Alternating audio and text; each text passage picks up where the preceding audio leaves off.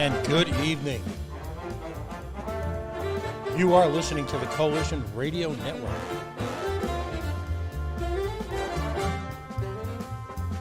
Outrage porn-free, civilly disobedient media.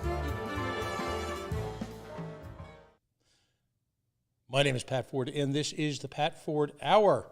Tonight, after a soft opening last week, you could consider our inaugural show. Of course, we've been on the air since 2013 in a variety of formats and a variety of homes. We moved to our own, own little slice of heaven here, high in the hills above Providence, Rhode Island, our own network, where we've got 6 original shows, original programming on evenings throughout the week. And of course, I do, as you know, reporting throughout the day, whether it be at Halitosis Hall, our State House, whether it be trailing, if you will, some say stalking, our Governor, Dan McKee, and a variety of folks who roam the halls of Mordor. So we decided a few weeks ago that what was missing from the, if you will, from the family of shows was, my own show that I'd done for years. But the focus really has been sort of building this nascent network of independent programming, ranging everything from, I believe, and it follows us tonight, one of the great foreign policy shows on the net as we stand, as well as some fun, like we have our Golf News RI guys. And we also have the Serious. And of course, I'm talking about RAMP, a Real Access Motivates Progress. Tina Peterson brings life and ideas and guests to folks in the mobility community who find themselves physically challenged. But tonight, we get back to the basics. Anyone who knows me knows that I am a libertarian. I lead the libertarian movement. Not a pretend libertarian, not a libertarian leaning anything but a libertarian. And it's important to me that we engage, and I'll paraphrase some of my friends on the progressive left, that we engage in economic justice in this country. And my definition of economic justice is probably very different from a lot of others. I am a free market capitalist. I believe that free market capitalism is the mechanism by which the individual realizes their full human potential. And in doing so, I want to create, if you will, the seeds to plant around New England for economic justice. And economic justice, in my mind, is the opportunity for everyone, regardless of faith, nation of origin, ethnicity, any one of the number of, if you will, isms that we talk about, to give them the opportunity to succeed. And in doing so, create wealth for everyone in their own personal wealth ecosystem, in their own personal environment, so that they can then turn and invest in other people's business, and on and on and on, so that everyone may find success at some level. Joining me tonight is Reason Foundation Senior Fellow Balin Linnekin. He is a food lawyer. We're going to get into that in weeks to come, I hope. He's a scholar and adjunct law professor. He's the author of Biting the Hand That Feeds Us, How Fewer Smarter Laws Would Make Our Food System More Sustainable. And that is on my must-read list. Mr. Linnekin also serves on the board of directors of the Farm to Consumer Legal Defense Fund. And that's another area that we want to explore. This show is based in Rhode Island, and we've got everyone here. We've got, obviously, a strong farming community. We've got a seafood community like no other. And then someone we're going to mention more than once tonight, and who, in full disclosure, is a sponsor of this show, as we like to call him, a refugee from Big Soda. And that's, of course, the Yacht Club Bottling Company, who does make the finest soda in America and the finest root beer. Attorney Linnekin, thank you for joining us tonight. Before we get into your article, and we published the article all over the web today, where we're going to talk about the unexpected impacts of taxation on food and products of its like. But tell us a little bit more about yourself. How did you get involved in food law? How did you get involved in what is an exploding movement around the nation to bring food production of every type, whether it be seafood, produce, meat and beef products, soda, around the nation? It's exploding, and at the same time, the firm hand of government is reaching up from the grave, if you will, and grasping us by the ankles and refusing to let go. Tell us a little about your background, how you got there. Sure. I'm asked this question a lot, and I rarely answer it the same way twice. But I always answer this similarly with that sort of preamble. I guess when I was in before law school, I had a food policy blog. It was one of the first food policy blogs. And during law school, I think so obviously I was interested in food law. I interviewed Anthony Bourdain, one of my first written Wow. works about. I accused him of being a libertarian, and we had a discussion about whether he was or wasn't. He was actually, in many ways, held many libertarian beliefs, and Mhm. or just the sort of traditional civil libertarian, where there's a left libertarian and sometimes right alliance around civil liberties. Mhm. So I've been interested in this space for a while, and when I was in law school, in constitutional law class, we learned a lot about obviously a variety of constitutional law issues. Many of the cases were actually food law cases, and um, Wickard v. Filburn, for example, was a New Deal case about a man, and I'm oversimplifying vastly, but a man who was raising wheat, and the USDA told him that he could not keep wheat for himself. Basically, there was a quota, and he said, listen, I want to, feed my animals, and I want to make bread at home, and you can't tell me what to do. And the Supreme Court said, no, actually, the USDA can tell you what to do in this case. And so that's one example. There, it struck me as interesting that in the course of all of these, let's say 5 or 10 seminal constitutional law cases, that no one ever simply said, you know what, I have a right to eat this food. I have a right to grow this food. I have a right to sell this food, whatever the case may be, to share this food. And so I started thinking, well, people have rights around food, but where? It's one thing to create a right out of whole cloth, but those are not the rights that matter, and they're not true rights. Actual rights, ones that we can point to and say, hey, listen, historically in this country, we were able to do this, and the Constitution protects it. Or, the Constitution should protect this because of some reasons pertaining elsewhere to the document. I don't know if that's a little too Nope, not at all. nebulous. But the basic premise is that people were not asserting that they had rights. They were simply referring to, well, this regulation says this or whatnot. And so I decided that I was going to look for the origins of, do we have these rights? And if so, where do they come from? And how can I describe them and find, support for them in American history and case law and whatnot. And so I kind of went on that quest, which I've been now working on for at least a dozen years. And the premise behind it, I guess, is one that has come to be known as food freedom, which is a term that I use and others do as well. And I define that as the right, everyone's right, to grow, raise, produce, buy, sell, share, cook, eat, or drink the foods of your own choosing. And the idea is not that, in the same way that the ACLU traditionally has defended free speech without, I guess, ascertaining or caring, frankly, about the quality of the speech.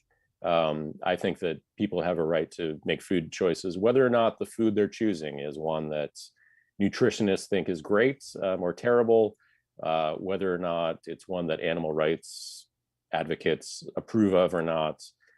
These are like religion or like your haircut or any other number of things, personal decisions that the government shouldn't be involved in. And so that's kind of been my guiding path over the last decade plus. And so that's how I came to where I'm being. Did this coincide with the what I'll call the farm to table movement? Was that an added stimulus? It's interesting. There has been this growth of, and I do some scholarly research, not focused on sort of free market or libertarian things, but just on the history of the field of food law and policy, as it's known. We, my colleague and I published a couple articles on this topic, just about how, where did this interest come from? and certainly it's, people like Michael Pollan, people like Bourdain, uh, Eric Schlosser wrote Fast Food Nation. Right. Yeah, whether or not we agree with the conclusions reached by these people, they're the ones who have helped kind of set the tone and the path. Alice Waters, Of course. and yeah, so it's food television, the farm to table movement, people caring more about where their food comes from, wanting to know more about, and just wanting to meet the farmers and whatnot. So it's yes, this is, I would say, a subset of that sort of larger notion of people just becoming more interested in where their food comes from. Yeah, there's just been entire evolution, as you've seen back in the 80s. Restaurateurs become rock stars. Now, as we have entered the new millennium, farmers, particularly organic farmers, particularly niche farmers, particularly heritage farmers, have become the newest rock stars in the food movement, and given Americans' obsession with food at all levels, even fast foodies, as they could say, are driven to conversations about what they eat. It's become a national obsession. Simultaneously, the notion has arisen from the government side is that a valid tax policy, if you will, is to alter people's consumption habits by taxing it. Of course, this began with the cigarette tax movement, but then rapidly finds itself deploying across every level as if somehow a sin tax is appropriate to the food market. I think it's an outstanding piece in Reason magazine. By the way, you can find it at reason.com, and we'll share Mr. Lincoln's work again, as well as where to find his book, which has been published, and it talks about some issues that we'll talk about later on. But ultimately, where does this stem from your experience, this notion that it's okay to tax food and it's okay to use tax policy to alter people's consumer habits? I think Richard Epstein has referred to this. And I don't know if he's still there, perhaps emeritus at this point, NYU law professor and noted constitutional historian. He has referred to this as the new public health. And so the old public health was concerned with things like COVID transmission, or influenza, or clean water, and things that people need in order to survive and not fall prey to pathogens, whether those are viral or bacterial, poison, arsenic, things like that. And so that's what public health was, and I think most people support that generally. But then public health shifted in the past 2-3 decades to focus much more on things like non-communicable diseases. So obesity is certainly number one, and that has diabetes, et cetera, cancer. And these are the people who've been working in public health and public policy around public health have, and we've seen this with Michael Bloomberg, and certainly, and it's not. I mean, Bloomberg's been an independent and a Democrat and a Republican. We've seen Mike Huckabee when he was governor of Arkansas, Arnold Schwarzenegger embracing what I would consider to be lousy nannying public health policies. And certainly, Democrats around the country have, in many cities, Philadelphia is one, and certainly Seattle, where I live, is another, have embraced these sorts of policies, which, they seek in the case of the column that I wrote recently that we're talking about now. Soda taxes, it's the idea that they know better than you, and this one particular food or beverage is so nefarious that we must tax people so that they will, they won't make this ridiculous choice. It's lousy policy. It's lazy. It doesn't work. It's a, I don't know. I'd hope that this sort of thing was on its way out, but it's not. And no. Every year, some flavor of the law finds itself out of its grave joining the other series of undead legislations that take place in a place like Rhode Island, and the same debate is rehashed. It's essentially it's soda tax redux. That soda is a contributor to a rising tide of obesity, despite the fact that many would say that soda and sugary beverages are slowly falling out of taste with consumers, a falling out that has nothing to do with the government's intervention whatsoever. And for a number of reasons, disproportionately alters the market. It's interesting you mentioned Philadelphia, because Philadelphia, of course, you've got some infamous situations. You've got Seattle, which we'll talk about in a second. Philadelphia, the great Bloomberg big gulp tax. And you're right, the statistics typically don't support the thesis.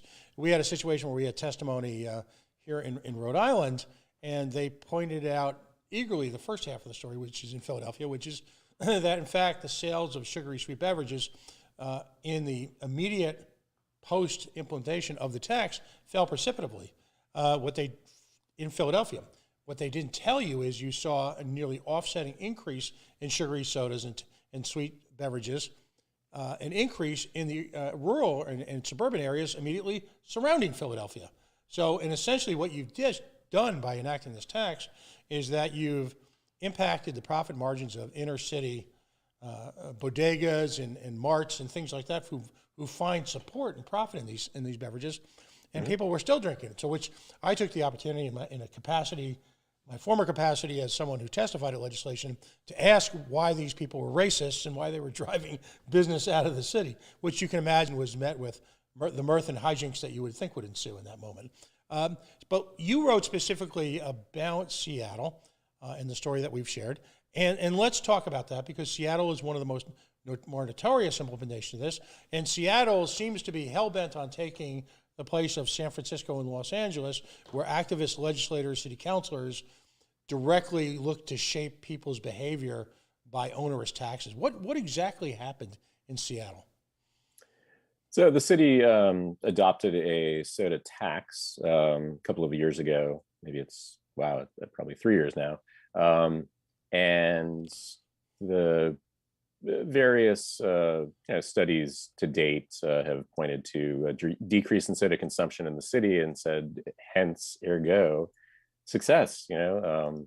But of course, and Philadelphia's was a little bit different, because that was actually a law that was intended to raise revenue rather than to combat obesity. They argued that a reduction in obesity was going to be a welcome attendant factor or something like that of the legislation. But Seattle was entirely, to the best of my knowledge, obesity related. And so, the premise, if I can lay out, sure, the argument of people who support soda taxes, it is, we'll tax this, people will find it less attractive, they will therefore go and choose something that's not taxed, like water or, some other healthier beverage. Now, of course, when you tax something enough, people are going to switch to other alternatives. And of course, the lawmakers want people to choose the water or the healthier alternative, but they're not forcing you to do that. The Seattle tax is interesting in one particular way, and some cities have done this as well. But it's not a tax on the consumer; it's a tax on the seller. And so the seller can choose to raise the price of soda, based on the additional tax. Or they can spread it over all of their food or beverages. There's a well-known hamburger chain here called Dick's, which you may be familiar with from the Sir Mix-a-Lot song Posse on Broadway, yeah, which I believe was like 88, 89. Or last week in the Super Bowl. So I think that, Seattle did it this way. And so Dick's has a tax that they have a placard up there that says, we're adding 8 cents or whatever it is to the cost of your soda. And then, but they could just as easily raise the price of lettuce in Seattle if they wanted to, and keep the price of soda the same. So that's kind of silly. But in any case, what's happened in Seattle is that people did in fact switch. There's a new study out, and that's the one I talk about in my article. People did switch away from drinking soda, but they switched to beer. That's what the study concluded. There's been a 7% increase in beer sales, and they also, the study looked at Seattle and Portland, Portland, Oregon, which doesn't have a soda tax, and found that they're very similar. We're very close to Portland. That there was no change in beer sales in Portland, and yet there was this increase in Seattle, and so they tied the increase in beer sales to the soda tax. So if lawmakers thought they were outsmarting consumers, consumers, as always, had the last laugh. Right. Now you specifically bring up the substitution effect, and essentially refer to price elasticity with regard to both of these products, and they're fundamental discussions in any layman's understanding of basic economics. And I'll go first with price elasticity, and I'll see if I get this right. But ultimately, there is always a point, and we've seen it with gasoline a few years ago, and we may be seeing it again soon, where when a product reaches a certain point, then sales start to decrease or hold steady. And once that point is breached, then sales actually start to decrease. So every product has a point of price elasticity where price will affect demand and ultimately then affect supply, and then ultimately disrupt the entire marketplace for that product, particularly if there's an externality like government taxation involved. Now, the substitution effect is a little bit more complex. We try to educate here in Rhode Island the substitution effect when we were talking about baseball stadiums. It's a big deal here. And we pointed out to people that if, in fact, you introduce something to a limited economic market, and in case of Rhode Island, it's a disposable income for entertainment, that people would substitute that product for something new. And in the case of something going away, which is ultimately, fortunately, what happened in our case, the minor league baseball team went bye-bye to Worcester, Massachusetts, where it then is in the process of imploding. But when that product went away, well, people took that disposable income, that pool of money that's available for entertainment, and just spent it on something else. And economic activity still moved along, but in different ways. How is the substitution effect in your mind of price elasticity impacting, if you will, the overall beverage market, the consumer beverage market in Seattle? So I try only to stay within my lane, so to speak, or my wheelhouse, and economics is not it. I can talk about this in general layman's terms, but I could talk about the law all day, every day. Economics, not so much. So I just want to preface any remarks that. Sure, of course. Seattle's obviously raised. The taxes raised the price of soda enough that people who perhaps were already, open to other options besides soda, whether because they're millennials and they aren't drinking soda as much, or just because it's not a pandemic thing, again, because this was tested against Portland, which has exactly the same pandemic going on. Right. It made soda unattractive enough and beer attractive enough. Now, the study didn't look at liquor, and I note that in my column, and it kind of makes sense. I suspect there probably was some switching from beer to liquor as well. But Washington State has the highest liquor taxes in the country.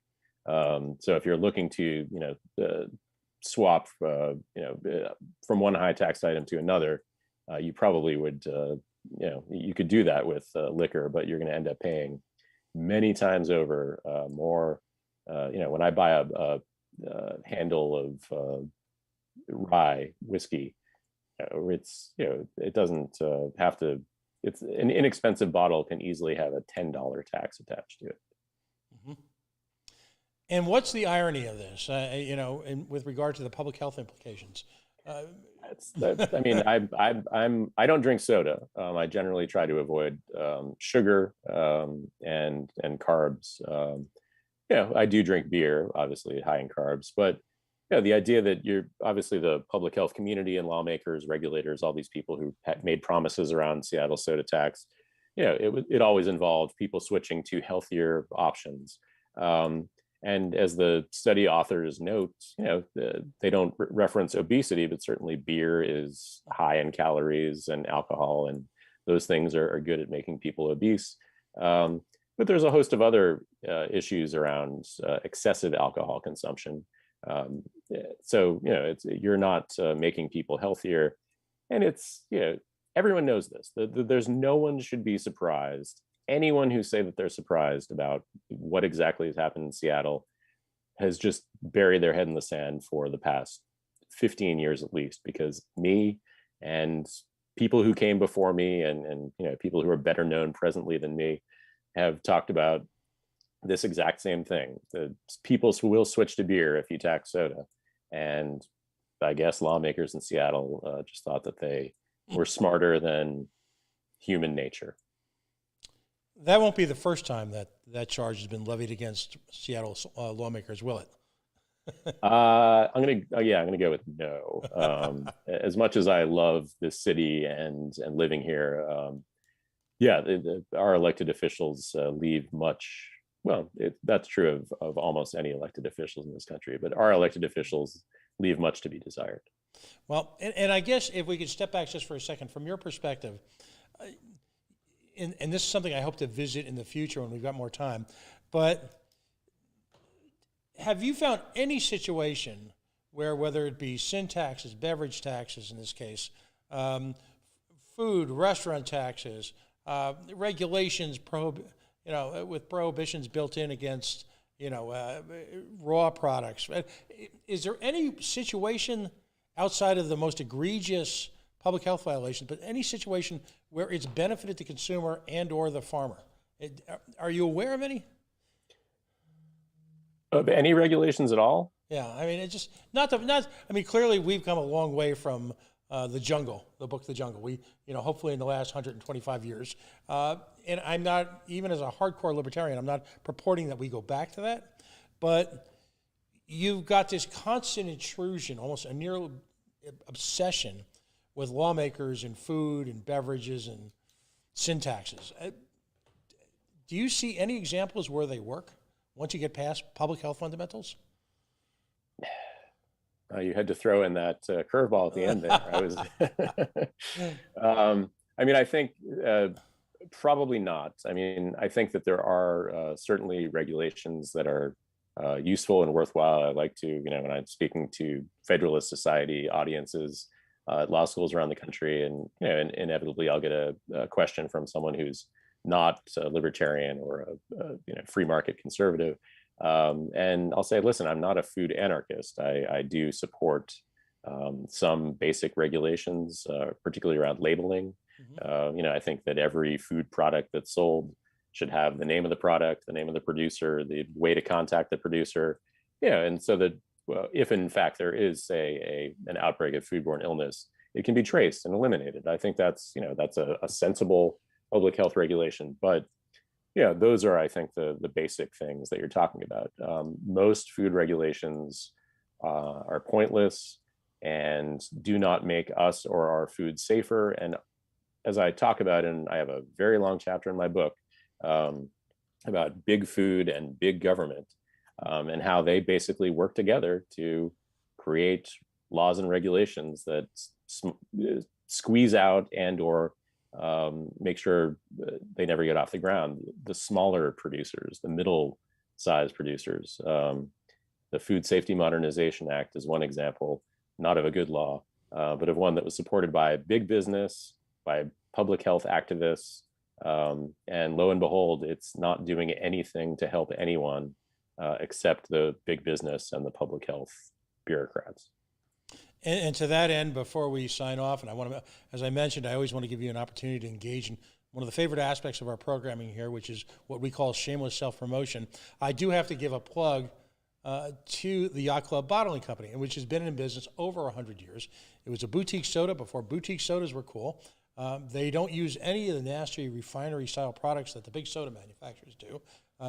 Real vanilla, real ginger, cane sugar, everything that you'd want for someone like yourself who's not a casual drinker of soda, but someone who is, if they had that opportunity, would want to have a high-end beverage that was using healthy, really grown in the earth ingredients. And the problem with the soda tax for them is that the cost of production for a smaller producer who does not have the vast economies of scale, let's say a Coca-Cola or a Pepsi, this would disproportionately affect their pricing, taking them from I wouldn't call them a luxury product because they're very popular here in Rhode Island, but something that of a higher end product would blow their pricing up.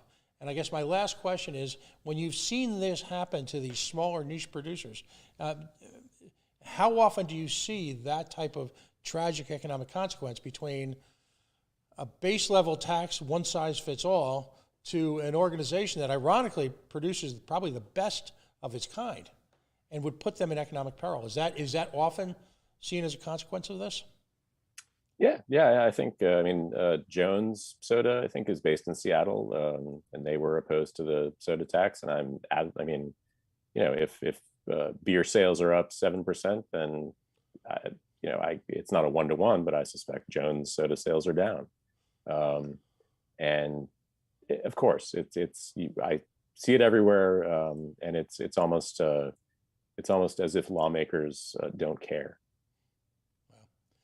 You've got a lot on your table, and I want to sign off. You've got a few challenges tonight that you've got to work on. But just tell us where folks can find you, where they can find your writing, and give us a little bit of a flavor for another area of the law that you're starting to dive into with some studies and some potential writing. Yeah, sure. So I write a weekly column for Reason Magazine, and I have for at least a decade, I guess, at this point. And so reason.com. I'm also a senior fellow, as you mentioned, at Reason Foundation. And I'm working on a study for them on home kitchen laws. So there are 3 flavors of that. There are cottage food laws, there are food freedom laws, and there are what are known as micro enterprise home kitchen operations, or MICO laws. They differ, but the basic premise is that they allow people to make food at home, whether that's, say, baked goods, jams, typically low-risk foods. The MICO laws allow people to sell meals out of their homes, so they can, make mac and cheese or meatloaf and sell meals either as part of a supper club in their house or food to go. And food freedom laws, Wyoming was the first, and a handful of states have since followed, allow a lot of different foods to be sold, not just ones that are shelf stable, but might include, say, cheesecake. Mm-hmm. And so the states, which I think your listeners would appreciate, this is a preview, and frankly, it's not going to be a surprise because Rhode Island's cottage food law has been widely touted as the worst in the nation. Excellent. And let me reiterate, it is the worst in the nation. You mentioned Rhode Island's farmers, fine people, nothing against them, but they are the only people in Rhode Island who are allowed to take advantage of your state's cottage food law. And preview, there are about 20 of them who take advantage of this. So there are more cottage food producers probably in my neighborhood in Seattle, and Washington State has a terrible cottage food law too, than there are in all of Rhode Island. Wow. And among the reasons I'm so interested in this, just besides a simple desire, again, for economics to be pulled out of some of the business consideration, taxation policy, is the notion that for many of our newest Americans, many of the poorest folks we can see, much has been made of braiding laws, for example, in cities for hair braiding as a barrier to entry-level business success for newly arrived poor Americans. In the same case, it can be argued that these food laws prevent folks from going through that incubation process and starting up what eventually might lead to a food truck, which might eventually lead to an actual restaurant, and which, of course, has the opportunity through sweat equity and a lot of hard work and maybe a little bit of luck to create economic independence. And I've always found it horrifying that governments that purport to and often pander to folks in lower income brackets are in fact some of the biggest obstacles to the type of economic independence that I think everyone craves everywhere. So I look forward to having that conversation. Attorney Lincoln, thank you so much for joining us tonight, and I hope you had a good time. And let's talk in the next few weeks, and certainly put us on your mailing list and keep us apprised of what you're working on. It's wonderful, wonderful stuff.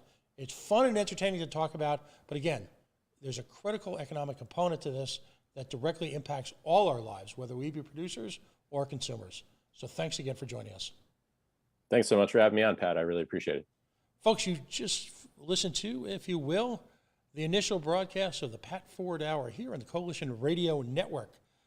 Outrage, porn free, civilly disobedient media broadcasting on the worldwide Coalition Radio Network at coalitionradionetwork.com, facebook.com/the Coalition Radio, and of course on the mighty Twitter at Coalition_radio.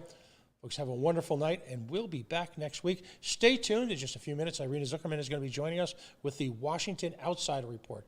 So if you want to hear some really boots-on-the-ground analysis and foreign policy discussion, that's where to go. Stay tuned. We'll see you soon.